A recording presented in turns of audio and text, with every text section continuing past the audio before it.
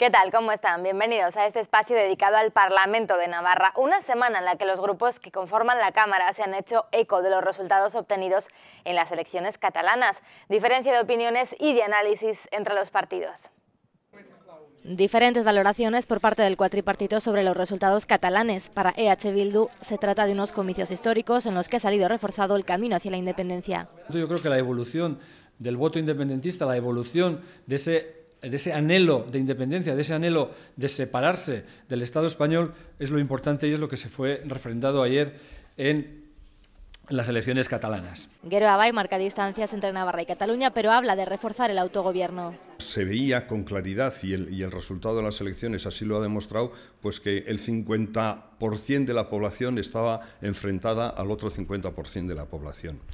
Afortunadamente nosotros en la Comunidad Foral de Navarra tenemos algo que nos une, que es el autogobierno, y que esperamos que nos siga uniendo, porque desde luego desde el Gobierno del Cambio y desde Gero Abay vamos a seguir apoyando la vía de la reivindicación de los derechos históricos, tal y como está reconocido en la Constitución española. Podemos apuesta por un proceso constituyente. También va a ser interesante ver cómo se van a plantear en adelante los consensos, los acuerdos y lo convenido en campaña preelectoral. Nosotros seguimos entendiendo que la mejor solución, tanto para el problema de Cataluña como para las necesidades de la ciudadanía en general, son un proceso constituyente. Izquierda Esquerra pide diálogo entre el Estado y Cataluña. Desde luego, pues otros debates que sí son fundamentales y muy importantes en Cataluña, como en el resto de territorios del Estado español, pues hayan sido desplazados. El debate sobre los problemas sociales, el debate sobre la economía, sobre el desempleo, sobre la pobreza, pues desplazado. El debate sobre la corrupción, desplazado. Y esto es negativo. Nosotros creemos que esto es malo y esto es negativo, y también ha perjudicado esto pues a las posiciones federalistas o de izquierdas también en Cataluña, ¿no? Pero bueno, en todo caso, insisto, nosotros este es el balance que hacemos, y que a partir de ahí, bueno, pues desde luego quien planteaba estas elecciones en términos plebiscitarios sobre el sí o no a la independencia, pues no han conseguido un mandato democrático para avanzar unilateralmente en esa dirección. Para el resto de los grupos, las elecciones han sido un fracaso de los partidos independentistas. Y cuando uno anuncia tanto que es un plebiscito y lo pierde, pues él sabrá lo que hace, ¿no? Pero vaya, es evidente que él esperaba más votos a favor de sus tesis que en contra, y los votos pues han sido más en contra de lo que él propone que a favor. Otra cosa es el reparto de escaños, que viene derivado de cómo son las circunscripciones en la comunidad catalana, ¿no? Que al final pues son por provincias, y por lo tanto el voto de unos lugares de Gerona o de Lleida no vale lo mismo que el voto de Barcelona, como es evidente, pero lo que son votos, pues evidente ha habido más votos contrarios a lo que era el plebiscito, que planteaba más, que a favor. Y por lo tanto yo creo que el camino que le quedaría sería reconocer su derrota, cosa que evidentemente no va a hacer. Que es verdad que ha habido una fuerza que ha sido mayoritaria, que han ganado electoralmente las elecciones, pero lo que no han ganado es un plebiscito. Ganan las elecciones, les obliga a gobernar, a tener la responsabilidad de gobierno, y esa responsabilidad de gobierno les lleva a interpretar bien los resultados, y los resultados han sido que la mayoría de los ciudadanos y ciudadanas de Cataluña no quieren la independencia. Por lo tanto, creo que lo que sí tienen que tener en cuenta es que Cataluña está fracturada prácticamente en dos, y que lo que toca es diálogo. Y para el diálogo no valen ni más ni Rajoy. Lo que más nos preocupa como Partido Popular es la gran fractura social que han creado estos irresponsables, a nuestro juicio, en esta campaña electoral. Esa gran fractura social, lo más importante es que se restablezca. Queremos que haya fundamentalmente convivencia, unidad entre todos los catalanes y concordia, porque es lo que mejor le viene a Cataluña y por ende también a toda España. El Parlamento de Navarra exige una vez más la disolución de la banda terrorista ETA. Así se ha aprobado con el apoyo de todos los grupos excepto EH Bildu. No es hora de soluciones policiales, no es la vía policial la adecuada para llegar a ese final ordenado, a ese desmantelamiento de las estructuras militares para el desarme. Se trata de una propuesta de UPN en la que también se pedía que la Cámara mostrara su satisfacción por las últimas detenciones de la cúpula de la banda terrorista, algo en lo que se han abstenido Geroa Bai, Podemos e Izquierda Esquerra. Vemos detrás de esta propuesta, pues bueno, una especie de cuña para intentar pues dividir a los partidos del cuatripartito. Vemos una especie de regodeo incluso. Nos hemos abstenido porque entendemos que no corresponde a las instituciones mostrar su satisfacción ni ningún estado de ánimo, sino que tampoco queremos entrar en ese juego de las declaraciones institucionales. Nos parece innecesario ese punto, no aporta nada, nos parece innecesario. Aquí, en términos políticos, lo que entendemos que aporta es la exigencia de disolución de ETA. Llama la atención que todavía haya grupos que hay quien vota en contra, que no llama la atención por ser el grupo que es, pero otros que en una cuestión como esta pues incluso se abstengan, pues yo creo que buscan una vez más esa equidistancia que no es comprensible. Aquí hay víctimas por un lado y personas que han matado por otro. A mí, sinceramente, me ha llamado la atención que Podemos se haya abstenido en esto y que Geroa Bai también lo haya hecho. Por otra parte, el cuatripartito ha presentado otra declaración en la que se exige el desmantelamiento y el desarme de ETA, el reconocimiento de todas las víctimas y la finalización de las medidas penales y penitenciarias de excepción. Un texto que ha encontrado el rechazo del resto de grupos. Tienen que seguir manteniéndose esas medidas de excepción hasta que el Gobierno de España y los cuerpos y fuerzas de seguridad del Estado decidan cuándo es el momento. Solo ha habido unanimidad en el punto que manifiesta que el Parlamento de Navarra trabajará para que la violencia sea una realidad del pasado. Y se ha vuelto a hablar de Osasuna en la Cámara Foral. Esta semana comparecía el consejero de Hacienda y Política Financiera. Anunciaba que el Gobierno de Navarra prepara un nuevo acuerdo que busca asegurar el cobro de la deuda del club, actualmente 20 millones de euros, tras advertir la Cámara de Comptos que su pago no está garantizado. Se exige una auditoría externa y un plan de viabilidad. El representante del Gobierno en la Comisión de Control de Osasuna será un inspector fiscal. El Gobierno contempla dos expedientes diferentes de aplazamiento. Por un lado, 9.700.000 euros, la diferencia entre lo que Osasuna debía a Hacienda, 52 millones, y los 43 en los que se tasaron sus bienes entregados al Gobierno. Otro aplazamiento será para los casi 11 millones de hipoteca que pesan sobre esos inmuebles en manos del Gobierno y que debe pagar el club. El plazo para ambos será de 30 años con una moratoria de 3 años sin intereses que quedaría sin efecto si Osasuna asciende a primera. Si llegado el vencimiento queda deuda pendiente de pago, Osasuna deberá satisfacerla con intereses por vía de apremio o embargo. Dice el consejero Aramburu que no les queda otra que aplicar la ley aprobada por UPN, PSN y PP intentando mejorar los flecos que quedan sueltos. Lo que han hecho los técnicos es revisarla con detenimiento para ver cómo se puede, aplicando esta ley, si no hay otra, aplicaremos la que hay, cómo se puede garantizar al máximo posible el cumplimiento de esa ley, es decir, la garantía del cobro de las deudas del Club Atlético Osasuna. Gobierno sustentado por estos 4 partidos que se oponen a esta ley, no solo no la van a modificar, no solo, por supuesto, no la van a derogar, realmente pues se sigue esa ejecución de esa ley por este Gobierno, por lo tanto, supone la plena aceptación de la misma. Su departamento está obligado a desarrollar una ley aprobada por este Parlamento, una ley que evidentemente fue una ley, tal y como pone de manifiesto la Cámara de Comptos, pues bastante o absolutamente chapucera, sin garantías, sin rigor. Si no hubiera existido esta ley, con sus pros y sus contras, a día de hoy ni existiría Osasuna, probablemente ni Gobierno de Navarra habría cobrado prácticamente ni un euro. Osasuna tendrá que entregar al Gobierno de Navarra una auditoría externa del club del periodo 2005-2014 y un plan de viabilidad a futuro. El representante del Ejecutivo Foral en la Comisión de Control del club será un inspector fiscal.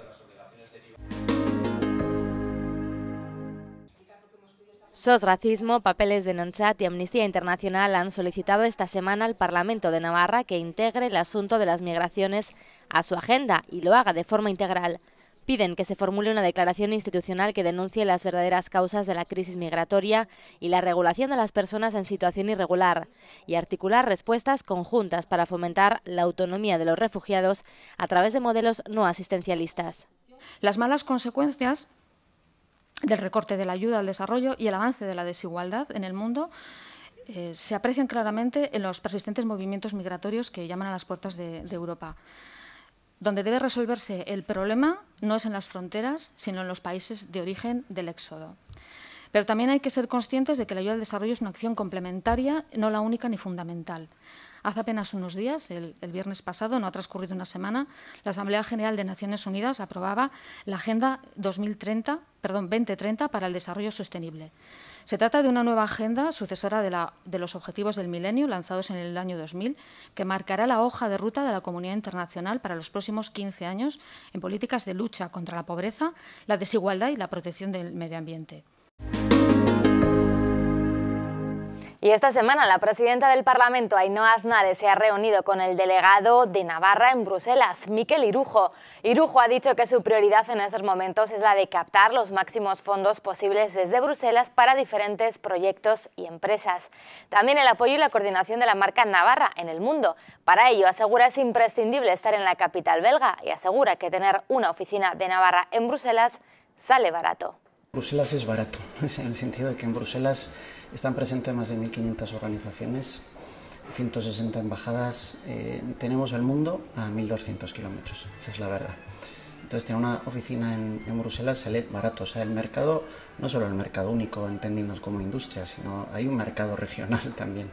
Es decir, cuando hay regiones que se están vendiendo, pues imagen, para que o bien conseguir turismo o bien conseguir inversiones extranjeras, etcétera, es otro mercado en el que hay que estar. Llega ya nuestro tiempo para la entrevista de la semana, en esta ocasión con el portavoz parlamentario de EH Bildu, Adolfo Araiz. Señor Araiz, gracias por acompañarnos. Arratsaldeon, buenas tardes. Bueno, llevamos muy poquito de legislatura, pero ¿qué balance puede hacer de estos primeros compases? Bueno, yo creo que es un balance positivo en el sentido de que lo que los firmantes del acuerdo para el cambio político y social en Navarra planteamos se está poniendo en marcha y eso se está llevando adelante. Llevamos pocos días de trabajo parlamentario y eso se nota. Todavía estamos con formación de las comisiones, hemos estado con comparecencias de consejeros y de consejeras y yo creo que empieza ya la tarea de legislar, la tarea de controlar al Gobierno. Y en ese sentido yo estoy satisfecho porque bueno, creo que va a ser una legislatura fructífera. ¿Qué les diría a aquellos que dicen que no se han notado gestos palpables, que todavía no se nota ese cambio que ustedes querían traer? Que en un trabajo que está previsto inicialmente para 4 años y esperemos que sea para más años, llevamos muy pocos días de acción propiamente legislativa. El Ejecutivo lleva algún día menos todavía incluso. Y en ese sentido yo creo que se van notando cambios. De hecho, planteamos una cuestión en materia de emergencia social y yo creo que, aunque no se ha visto tan claro como otras cuestiones, el Departamento, la Vicepresidencia de Asuntos Sociales ha conseguido fondos importantes, ha duplicado casi los fondos que estaban previstos en los presupuestos hasta julio y eso se va a notar de aquí a finales de año y a partir de ese momento, porque familias que estaban muy necesitadas van a tener posibilidades en algunos casos de obtener ayudas. El tema de la pobreza energética va a tener una solución este año que hasta ahora no había tenido y yo creo que en ese camino pues se han puesto, digamos, le ha dado vuelta al presupuesto para recuperar y rescatar una cantidad importante de dinero destinada a esa emergencia social. Por lo tanto, igual no se visualiza tanto, no son, no sé, cuestiones tan llamativas como algunos están planteando, pues los símbolos o cosas parecidas, pero los verdaderos problemas sociales estaban ahí y se les ha empezado a hacer frente. Yo creo que eso es importante y quienes lo necesitan lo van a notar. Ahora hablaremos de esa reforma de la ley de símbolos, pero usted nombraba ese acuerdo programático, un extenso documento. ¿Cree que va a ser complicado llevarlo a cabo? Complicado yo más por el tiempo que por la gestión del mismo y porque seamos capaces de ponernos de acuerdo en su desarrollo. Yo creo que lo complicado fue llegar al acuerdo desde 4 programas distintos, conseguir esa síntesis y por lo menos ese trabajo de encaje para 4 años. Yo creo que nos va a faltar tiempo. Eso creo que va a ser complicado en cuanto al tiempo. Esperemos que tengamos más tiempo, que hemos sentado unas bases para que eso se lleve a cabo en más legislaturas y desde luego yo creo que colaboración y voluntad política existe entre las 4 fuerzas. ¿Le preocupa que en algunos asuntos no se pongan de acuerdo entre los 4 grupos? Bueno, son los menos, porque efectivamente de esas 74 páginas, de esas 600 y pico medidas, me parece que hay 8 o 9 medidas en las que se han escenificado y se han planteado unos desacuerdos.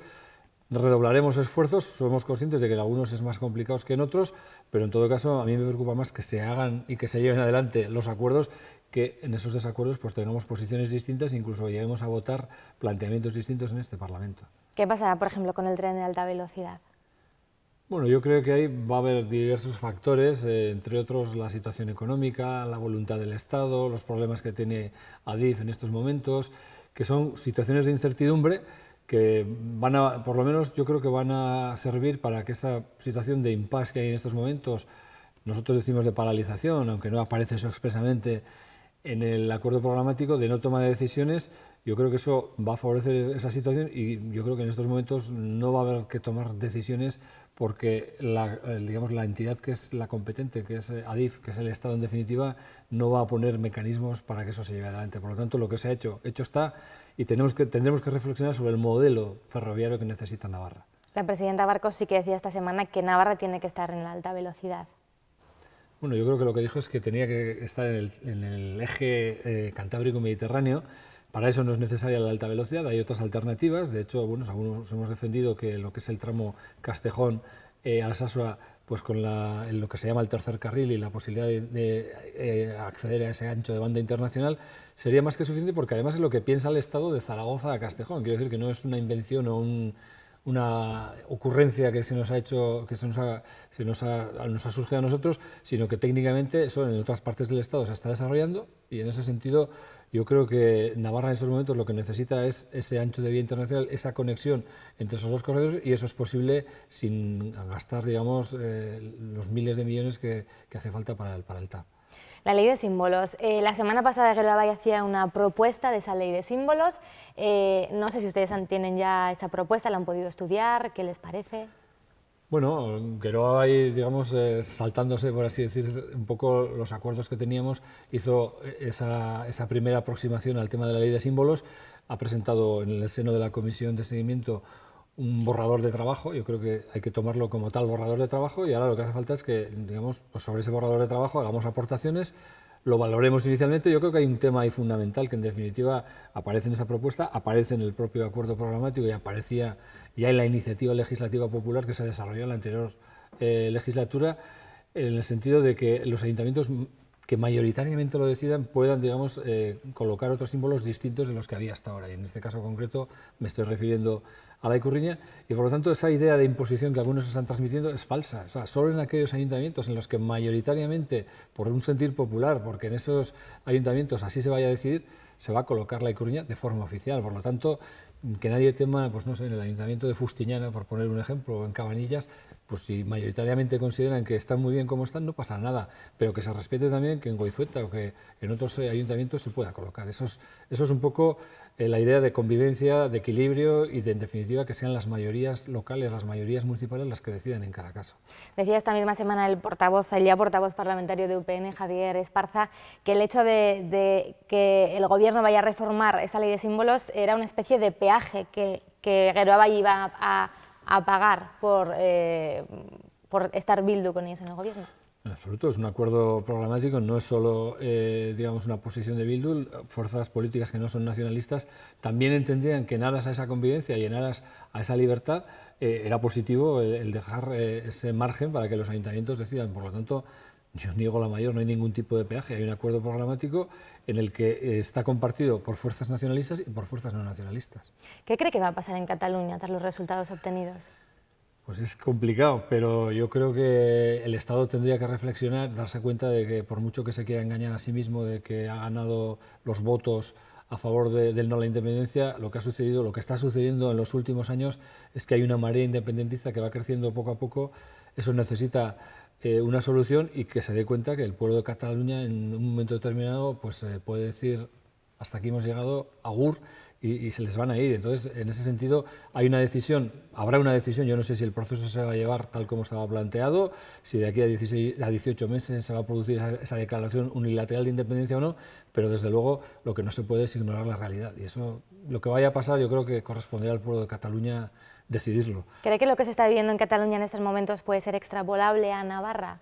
Hay quien hablaba de aprovechar la oportunidad política de Cataluña. Bueno, trasladable miméticamente yo creo que no. La situación política es distinta, la realidad sociológica es distinta, pero desde luego sí que yo creo que hay una lectura a extraer que es, bueno, pues que el ejercicio del derecho a decidir está ahí, no pasa nada por ejercitarlo, democráticamente sería conveniente que lo tuviéramos reconocido y si en un momento determinado la sociedad navarra mayoritariamente decidiera cualquier cosa, decidiera compartir estructuras administrativas o políticas pues con otras provincias de Euskal Herria, pues que pudiera hacerlo, si quisiera compartir un futuro propio independiente, que también pudiera hacerlo y sobre todo eso, la lección que hay que extraer, que es que el pueblo, yo creo que el pueblo soberano y el pueblo navarro puede también ser, digamos, mayor de edad en cualquier momento. Reforma fiscal. Esta semana la presidenta pedía tiempo para primero terminar de explicar esa reforma fiscal ante posturas que alertan de que esa subida de impuestos pueda generar problemas para nuestras empresas, deslocalizaciones.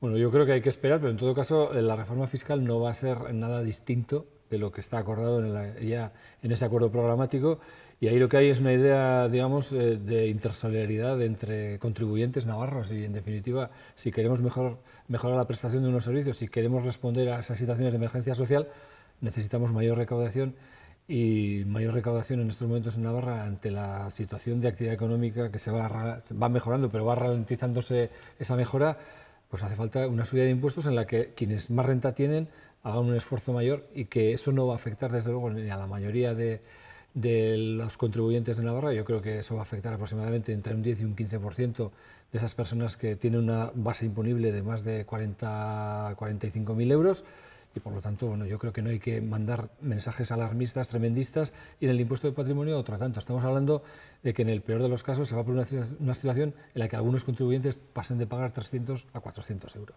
Por lo tanto, yo creo que hay que esperar a la reforma. Vamos a ver, yo creo que va a ser una reforma que va a permitir esa mayor recaudación, y esa mayor recaudación va a permitir mejorar las políticas del Gobierno, y especialmente las políticas sociales. Importante también esta legislatura, por delante, la negociación del convenio económico con el Estado. ¿Cómo la afrontan?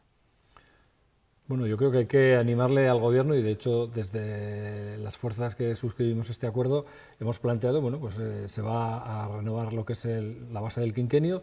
Hay una serie de cuestiones sobre las que hay que hacer, bueno, determinadas negociaciones para que no se produzca lo que se está produciendo en estos momentos, es que con menor actividad Navarra está pagando año tras año más dinero, y por lo tanto estamos pagando de 400, 500, el año que viene es previsible que tengamos que pagar 600 millones de euros, y yo creo que hay unas cuantas cosas en el convenio económico sobre las que habrá que hacerse fuertes, y desde luego el Gobierno va a tener apoyo político en este Parlamento para mantener esa posición, y sobre todo para no pagar un euro más de lo que a Navarra le corresponda.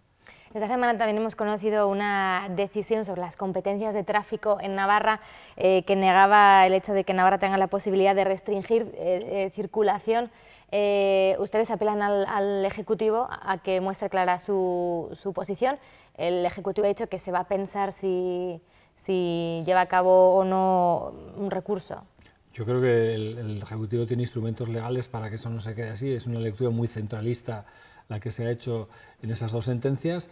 Nosotros creemos que tiene Navarra competencias históricas en materia de tráfico y que no se puede restringir, como dice la sentencia, solo ustedes son competentes en la construcción, mantenimiento y conservación de las carreteras, pero lo que pasa encima de las carreteras es competencia del Estado. Yo creo que esa lectura es muy restrictiva y muy centralista, y frente a eso el Gobierno tiene que agotar todas las posibilidades jurídicas de recurrir ante el Supremo o ante quien corresponda, y desde luego, si eso se confirmara en esos términos, habría que iniciar una negociación política para que lo que ahora estará en una normalidad, que cualquier carrera ciclista que se organizaba en cualquier pueblo de Navarra se pedía permiso al Departamento de Interior o se hablaba con la Policía Foral, y ahora va a haber que ir a tráfico, a ver qué solucionar a través de la delegación del Gobierno, y vamos, digamos, en alguna medida a perder una competencia que de hecho Navarra ya venía ejerciendo. ¿Cuál es ahora mismo la prioridad para EH Bildu?